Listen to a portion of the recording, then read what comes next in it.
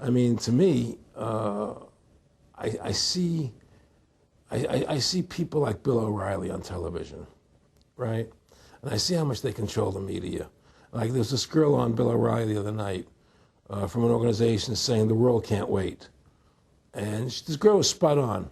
Everything she was saying was the truth. And all Bill O'Reilly could do was call her a lunatic. He couldn't challenge the facts. They just call people names. They can't, and until we just find that, look, this world, we're heading into a world of danger, possible nuclear wars, you know, because the banking industry is trying to take over the world. 9/11 is the beginning of the war on terror. That war on terror is leading us into Iraq, which is the next lie. So you had the lie of 9/11, how that happened. Nobody knows how Building 7 came down. Okay, we know 9/11 was a fraud. The American people don't know it, but more and more of them are believing it. Okay, so that was the first lie. Besides the inception, I'm not going back to the inception of the Federal Reserve, that original lie. But 9/11 was the first lie in this present state we're in. 9/11 is the kickoff of the war against the American people and the people of the world. 9/11 was a phony. It's a fraud. It didn't happen the way they told us it happened. Now, because of 9/11, we then had the authority to go into Afghanistan and Iraq. Iraq didn't have weapons of mass destruction. Okay, so that was the next lie. Now they're talking about going into Iran. Now, how would you feel if you were Iran and you had this big, powerful country, America, go into your next door neighbor, take over their oil fields, right? Wouldn't you be worried that what they were going to do to you? Of course you're going to be worried. But the people of America don't think about it from Iran's point of view. They think about it from our point of view. So now we're going to send more troops into Iraq and keep building up because they want Iraq and the Middle East to become part of the New World Order. And Iraq was using, Saddam wanted to start using euros instead of dollars, right? He was messing up their whole consumption. Iran wants to start using euros instead of dollars. They have. Okay? So I'm saying what they're trying to do is preserve their power. And one lie leads to the next lie, leads to the next lie. And until you get to the root cause of 9/11, which is supposedly the war on terror, we'll never solve our problems here. Should we send more troops into Iraq? Should we not send more troops into Iraq? Well, the truth is, the fact is, that it all goes back to this war on terror. Where did 9/11 come from? That's the root cause of everything. And until we have a full investigation, find out why Building 7 fell down, why they shipped all the steel out of America so quickly, you know, from the buildings, why all the things that don't make any sense about 9/11, until we find out why it really happened, you know, we'll never understand why there's a war on terror. And we'll never be able to prove that the war on terror is a phony. You know, Nick and I discussed many things. One of the things we discussed, or he brought up in conversation, was reducing world population, and felt that there were too many people in the world. In a way, I agree. There are too many people in the world, but I don't think I have the authority to say who's going to die and who's not going to die, you know. But they felt that they wanted to reduce world population, and he felt that it should be reduced by half. He even mentioned to me once they were having a real problem trying to solve the Israel-Palestinian problem.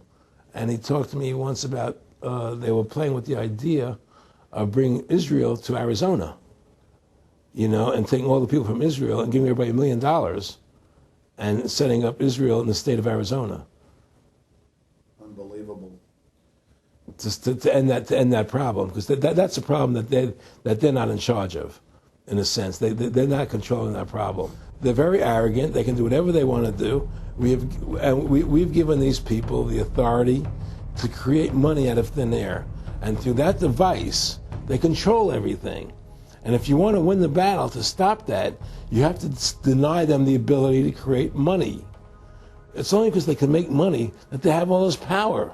They literally have the money machines. They have the money machines. They can print it. They can do whatever they want to do. They own everything. Aaron, we take over pretty quick. If we were the guys that issued the money, everybody had to come give us real assets for the use of this money we just printed up. You know, people. You know, I tell people, you know, why in the world does the American government borrow money from the banks when they have the ability to create it themselves without borrowing it and paying interest on it? Why? And nobody can answer that question. Not one politician ever raises that. Why does the American government borrow money when they can create it without paying interest? Well, we did create it up until 1913. And so people say, well, because if the American government does it, it'll create inflation. That's the answer. I say, well, let's look at it. The American government has the Federal Reserve do it, which creates the same inflation as if they did it. But also with the inflation, now you're getting massive debt. So with the Federal Reserve, you have inflation and debt. Now, if the American government made the money, backed by gold, which limited the amount they could make, you wouldn't have debt and you wouldn't have inflation. But inflation was only about 50% from the 1780s, I've looked it up, until the late 1800s. And then we have the central banks already trying to cause some panics, which they then used to push the Federal Reserve. And if we look at inflation since 1913 into 2007, it's exponential. In fact, a dollar is worth about 2 pennies to what it was worth in 1913. Federal Reserve Chairman, former Federal Reserve Chairman Alan Greenspan, doubled the money supply from 2000 to 2006.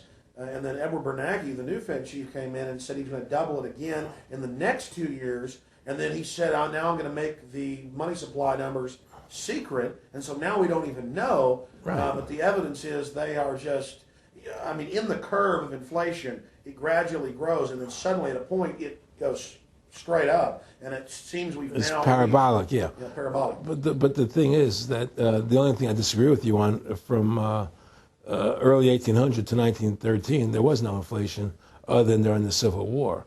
You know, when Lincoln was Well, I'm talking about how much a dollar was worth, and I know it never changed. There was no inflation in that whole 100 years. There was no inflation. People knew what the money was worth. They could retire. They knew what it would cost them to live their lives out. There was no problem.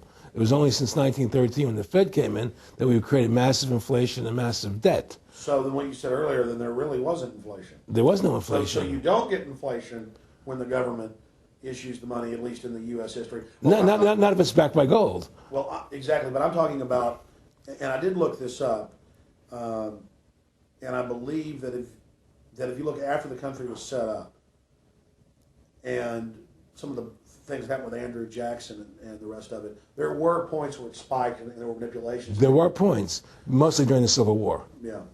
And that's because Lincoln printed so much money. Exactly. That's right. But once that ended, but basically there was no inflation other than that during that short period of time. I mean, a loaf of bread was a loaf, of course, the same thing. People could plan their lives.